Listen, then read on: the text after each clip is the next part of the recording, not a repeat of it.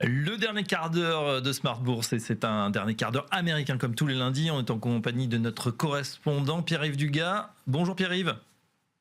Bonjour Fabrice. On a besoin de vos lumières pour savoir ce qui se passe dans la tête de Donald Trump. Alors ça, c'est pas évident. En tout cas, vu de Washington, Trump qui a besoin d'aller vite, très vite, pour renverser ce régime iranien avec le lancement de cette opération Epic Fury. Plus le temps passe, en tout cas, plus tout risque de se compliquer. Ben oui, parce que ce que cherche à faire Donald Trump, en apparence en tout cas, est exactement le contraire de ce qu'il a promis. Il a promis de ne pas lancer de nouvelles guerres. Et les premiers sondages qui sont intervenus au cours des dernières heures nous confirment que les Américains ne sont pas du tout convaincus de l'urgence d'aller frapper l'Iran. Alors, je crois que c'est le maréchal Joffre qui avait dit la défaite est orpheline, mais la victoire a bien des pères. Ce qui risque de se produire, c'est que si cette attaque de l'Iran aboutit assez rapidement à des résultats positifs, c'est-à-dire un changement de régime en Iran et l'abandon par le nouveau régime iranien de ses ambitions nucléaires, à ce moment-là, tout le monde dira Trump a fait un coup de maître. Si ça traîne, et si ça devient un grand sujet des campagnes électorales pour les élections législatives de début novembre, qui vont commencer à monter en puissance au cours de l'été et surtout à partir du mois de septembre, si le conflit dure aussi longtemps, ça va devenir une catastrophe pour Donald Trump, bien entendu. C'est pour ça que le temps presse. Qu'est-ce que le Pentagone veut ? Qu'est-ce que la Maison-Blanche souhaite ? D'abord, on le sait maintenant, Donald Trump a balayé du revers de la main toutes les réserves qui ont été formulées par ses conseillers au cours des derniers jours, précisément sur ce thème. Attention, on s'engage dans quelque chose, on ne sait pas très bien comment on pourra en sortir.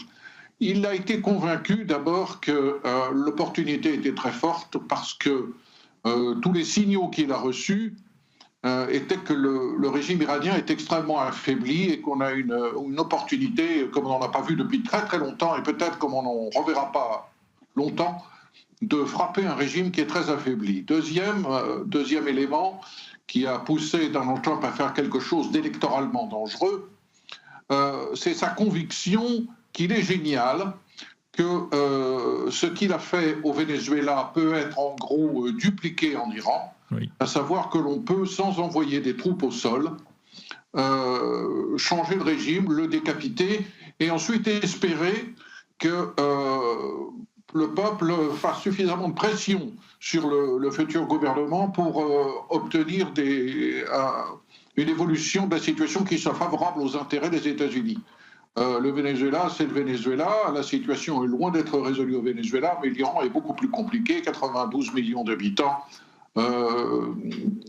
des traditions qui n'ont rien à voir, un éloignement et une véritable poudrière dans l'ensemble de la région du Moyen-Orient. Alors, Donald Trump va tenter d'aller très vite. Il faut absolument que dans les prochains jours, on observe des signaux au moins sur deux fronts.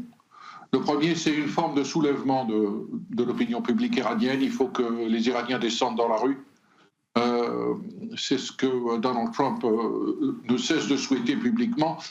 L'autre signal qui est attendu à Washington sera bien sûr des signes de craquement dans la loyauté de l'armée iranienne à l'égard de ce régime qui a été décapité, et peut-être également des signes de craquement dans la dureté des gardes révolutionnaires iraniens. Si ces choses-là ne se produisent pas, si les intercepteurs que les États-Unis cherchent à éliminer ne sont pas suffisamment éliminés, et si la capacité de riposte de l'Iran sur ses voisins des pays arabes se confirme, les choses vont très très mal tourner pour les États-Unis, pour Israël et bien sûr électoralement pour le président Trump. Pour le moment, ça n'est pas le cas. Ouais. Bien sûr, les Iraniens dans la rue, pas évident, hein, lorsqu'on sait qu'il y a plusieurs dizaines de milliers de gens qui sont déjà descendus et qui ont été voilà, assassinés l'an dernier, en début d'année, pardon. Pierre-Yves, une question justement sur Trump.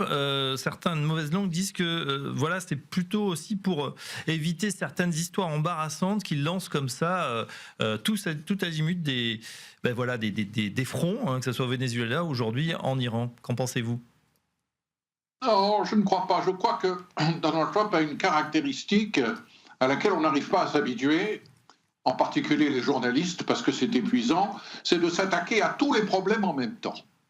Il ne cherche pas à régler un, deux ou trois problèmes pour mettre de côté trois ou quatre autres auxquels il s'attaquera par la suite. Il s'attaque au problème du Venezuela, le Groenland, il invente des problèmes là où il n'y en a pas. Je pense que ce qu'il vient de tenter sur l'Iran est électoralement tellement dangereux qu'il a pris le goût du risque. Et avec tout de même un petit bémol, c'est on l'a entendu tout à l'heure lors de l'intervention de la conférence de presse du secrétaire américain à la Défense, Pete Hegseth, il prétend ne pas s'être converti au système du changement de régime. Ils prétendent qu'ils n'ont pas initié une guerre en Iran. Ils prétendent qu'ils sont en train de finir une guerre qui aurait dû être finie par les prédécesseurs de Donald Trump. Alors évidemment, c'est un argument assez spécieux, mais qui aurait dit il y a 4 jours que le grand ayatollah aurait été éliminé dès les premières heures du conflit? Ouais. Tout à fait. Bon, on en reparlera bien évidemment tout au long de la semaine, hein, de ce conflit et de ses conséquences sur les marchés. Alors justement, il y a autre chose qui se passe du côté des États-Unis, c'est bien sûr cette intelligence artificielle. On a beaucoup glosé sur la bulle. En tout cas, on a un basculement narratif, hein, assez spectaculaire. Expliquez-nous peut-être les 2-3 affaires qui relancent un petit peu l'angoisse devant cette avancée d'une révolution disruptrice. Alors voilà, depuis des mois, on a des inquiétudes sur le coût et le surinvestissement éventuel des grands leaders, les hyperscalers, dans l'intelligence artificielle. Mais depuis une dizaine de jours, il y a 3 éléments nouveaux qui sont venus amplifier certaines craintes qui s'étaient déjà manifestées au cours des mois précédents. On en a déjà parlé sur notre plateau ici, ce rapport de Citrini. Ce n'est pas tellement le rapport dystopien de Citrini qui nous prévoit, enfin qui envisage un scénario pour 2028 dans lequel on aurait une implosion en gros de toutes les économies de services parce que les sociétés privées se rendraient compte que finalement les agents spécialement customisés pour des applications d'intelligence artificielle sont capables de faire le travail des cols blancs beaucoup mieux, beaucoup moins cher. Ce qui me frappe, c'est pas tellement ce rapport, c'est le fait qu'il ait suffi que ce petit rapport d'un cabinet qui n'est pas si réputé que cela ait servi de catalyseur, je crois on dit en français, pour des prises de bénéfices qui probablement étaient imminentes de toute façon. Et de voir comment ce rapport a mis le feu aux poudres et a entraîné non seulement des prises de bénéfices qui avaient commencé et accéléré chez les grands de l'intelligence artificielle, qui s'étaient propagés aux sociétés de logiciels, mais qui a atteint, on vient d'en parler vendredi dernier, les banques américaines qui ont quand même beaucoup trinqué. Alors ça va un petit peu mieux aujourd'hui, mais c'est tout de même assez stupéfiant.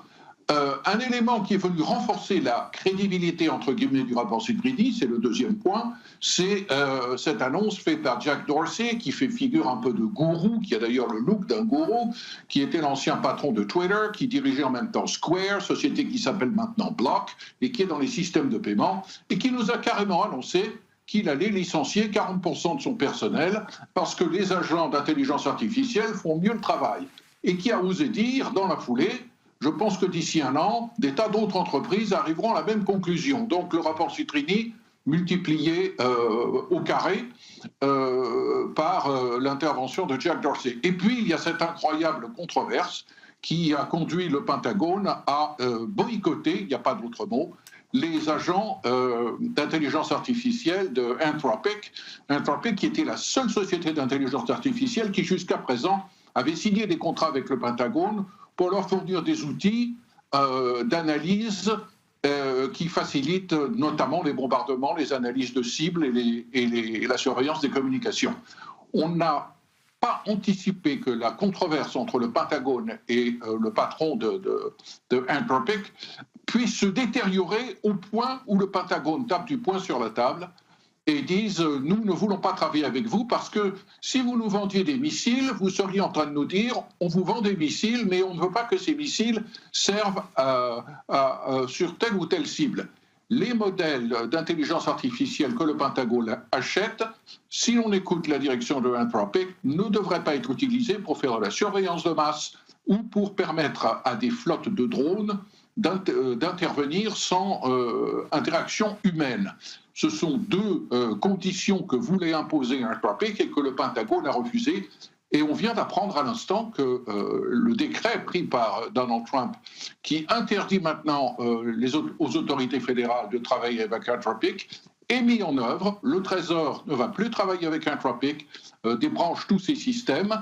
Et les autres fournisseurs du Pentagone, Lockheed, Boeing par exemple, sont maintenant enjoints de faire la même chose. Ah oui, donc coup dur effectivement pour Anthropic. Qui va en profiter? Ça va se reporter sur qui? Alors, dans la foulée, OpenAI a signé un accord avec le Pentagone. Pourtant, M. Altman a précisé qu'il était plutôt d'accord avec la direction de Anthropic et que les principes que voulait poser Anthropic pour limiter l'utilisation des agents d'intelligence artificielle était finalement assez conforme à ce que souhaitait OpenAI. Mais il y avait clairement une opportunité du business sur laquelle OpenAI a voulu sauter. Toutefois, attention, il va falloir développer ces agents, ce ne sont pas les mêmes.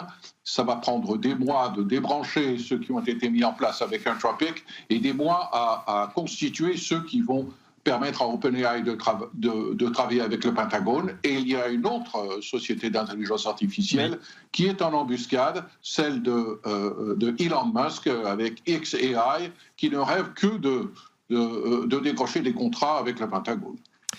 Et bien sûr, en tout cas, c'est passionnant. On suit ça avec vous, évidemment, au cœur des débats. Merci Pierre-Yves Dugas, notre correspondant américain pour Smart Bourse. Cette édition se termine. Merci de l'avoir suivi. On se retrouve comme chaque jour à 17h dès demain. En attendant, vous pouvez réécouter cette émission, bien sûr, sur toutes les plateformes de podcast. Vous pouvez vous abonner à l'excellent Smart Trade, une petite pastille sur ce qui se passe sur les marchés avec Pauline Gratel, c'est également tous les jours. Voilà, excellente soirée à tous. Je vous retrouve demain à 17h.